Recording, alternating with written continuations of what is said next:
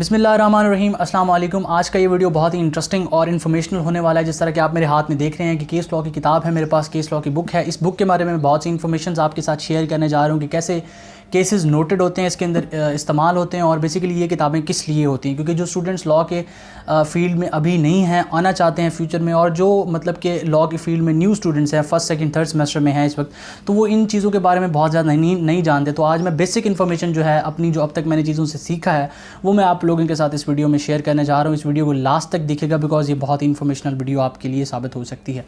तो उससे पहले एक इन्फॉर्मेशन, एक अनाउंसमेंट और एक चीज़ मैं आप लोगों के साथ शेयर करने जा रहा हूँ कि हम लोगों का जो ये चैनल है, अगर आप लोग मेरे साथ कनेक्टेड हैं इस चैनल के थ्रू, द लॉ चैनल के थ्रू, तो बेसिकली हम लोगों ने 5000 सब्सक्राइबर का माइलस्टोन कंप्लीट कर लिया। ये बहुत ही बड़ी बात है मेरे लिए और मैं तमाम लोगों का, जिन लोगों ने इस चैनल के थ्रू मुझे सब्सक्राइब किया, मैं उनको शुक्रगुजार हूँ। और साथ में आप लोगों के साथ एक चीज़ शेयर करना चाहता हूँ कि अगले आने वाले दिनों में मैं चाह रहा हूँ कि मैं अपनी टीम के बारे में, अपने बारे में, इस जर्नी के बारे में, जो लॉ चैनल की और हमारी जो ऑनलाइन अकेडमी है, द लॉ अकेडमी, जिसको हम अब वेबसाइट के थ्रू ऑपरेट कर रहे हैं, theeasylaw.com के नाम से, तो उसके बारे में मैं चंद एक चीज़ें आप लोगों के साथ शेयर करना चाहता हूं। तो अगर आप लोग इंटरेस्टेड हैं कि मैं आप लोगों के साथ उस चीज़ के बारे में शेयर करूं, तो आप कमेंट बॉक्स में बता सकते हैं, मुझे कमेंट कर सकते हैं, तो मैं उस पर ज़रूर वीडियो बनाऊंगा। आने वाले दिनों में ही वीडियो बनाऊंगा।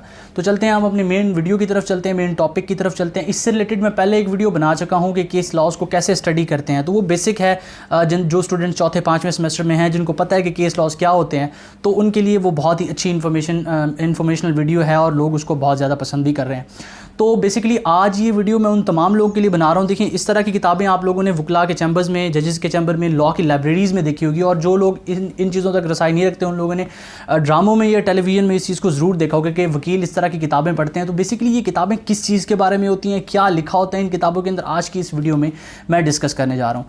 देखिए, एक एग्जाम्पल के थ्रू और एक प्रोसीजर के थ्रू हम समझते हैं कि एक जज जो जब फैसला देता है तो वो लॉ के मुताबिक फ़ैसला देता है, लॉ की किसी प्रोविजन के मुताबिक फ़ैसला देता है। और फ़र्ज़ करें जो लॉ की प्रोविजन है, लॉ का सेक्शन है, अगर वो क्लियरली अपने मतलब वाज़ेह नहीं कर रहा, उसकी इंटरप्रिटेशन करने की ज़रूरत पड़ जाती है, मतलब उसकी तशरीह करने की ज़रूरत पड़ती है। अब उसकी तशरीह और उसकी इंटरप्रिटेशन का जो इख्तियार होता है वो जजेस के पास होता है, जुडिशरी के पास होता है। तो ये जज, इसकी इंटरप्रिटेशन कौन करता है? बेसिकली हाई कोर्ट और सुप्रीम कोर्ट। अब वो केस को डिसाइड करते हुए उनको लगता है कि इस चीज़ के अंदर इंटरप्रिटेशन की ज़रूरत है, तो वो इंटरप्रिटेशन उसकी करते हैं। अब उसकी इंटरप्रिटेशन के नतीजे में एक नई चीज़ उभर के सामने आती है जो कि लॉ के अंदर नहीं होती, उस सेक्शन के अंदर नहीं होती, तो वो उसके नीचे अलाउड फॉर रिपोर्टिंग कर देते हैं। और वो केस लॉ, इस तरह की किताबें जिस तरह PCRLJ, Pakistan criminal law journal है, इसके अंदर आके रिपोर्ट होते हैं। MLD है, CLC है, और इस तरह के और भी काफ़ी सारे जर्नल डाइजेस्ट हैं, उनके अंदर जाके ये केसेस रिपोर्ट हो जाते हैं। अब इनका फ़ायदा क्या होता है? आज से कुछ अर्से बाद, मतलब आज अगर वो केस का फ़ैसला हुआ है तो कुछ अर्से बाद दोबारा उस तरह का मसला आता है, तो जो वकला हजरात हैं वो इस तरह का केस उठाते हैं।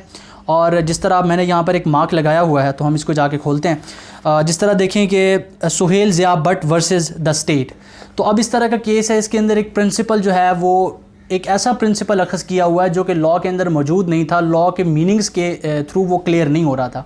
तो वकील as a citation, as a case law, as a precedent जज के सामने इस चीज़ को पेश करते हैं।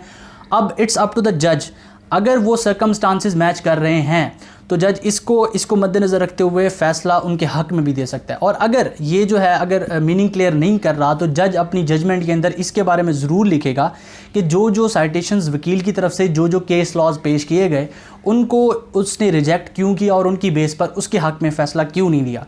तो बेसिकली जो केस लॉज होते हैं ये एक किस्म से अथॉरिटी होती है। और याद रखिएगा, हाई कोर्ट का अगर केस लॉ है तो वो जो सुप्रीम कोर्ट का केस लॉ है, तो वो जो हाई कोर्ट है उस पर बाइंडिंग है, ठीक है। और हाई कोर्ट का केस लॉ जो है वो लोअर कोर्ट्स पर बाइंडिंग है।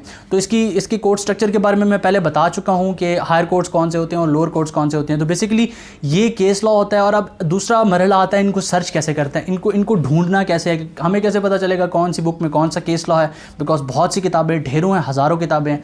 अब ये जो तरीका मैं आप लोगों को बता रहा हूँ, बेसिकली ये मैनुअल केसेस को ढूंढने का तरीका है। डिजिटल लाइब्रेरीज़ भी मौजूद हैं, आप इंटरनेट पर जाएँ, केस का टाइटल डालें या फिर साइटेशन डालें कि mister Zia versus the state, page number फ़लाँ, या PLD पेज नंबर फ़लाँ, सन फ़लाँ। मतलब एज एन एग्जांपल लेते हैं कि PLD 2013 पेज नंबर 593, आप ये वेबसाइट पर डालेंगे तो इसका केस आ जाएगा। और वेबसाइट कौन सी है? वेबसाइट जो पाकिस्तान लॉ साइट है, पाकिस्तान बार काउंसिल ने जो इशू की हुई है, उस पर ये तमाम के तमाम केसेस मौजूद हैं। और वो उन केसेस को ढूंढना बहुत आसान होता है as compare to the manual. तो मैनुअल प्रोसीजर ये होता है कि आप किसी भी किस्म की कमेंट्री पढ़ रहे हैं, मतलब कि पाकिस्तान पीनल कोड की कमेंट्री पढ़ रहे हैं और आपने कत्ले ख़ता के बारे में पढ़ा है, 318 सेक्शन के बारे में पढ़ा है, तो उसकी कमेंट्री में आपको एक केस लॉ मिलता है, तो आपको वो इंटरेस्टिंग लगता है और लगता है कि इसको स्टडी करना चाहिए, ये रिलेटेड हो सकता है, तो उसको निकालते हैं और आप और जाके लाइब्रेरी में उस ईयर की बुक निकालते हैं, उसी मतलब PCRLJ है तो आप PCRLJ निकालेंगे, 2013 की बुक है तो आप 2013 के सेक्शन में जाएंगे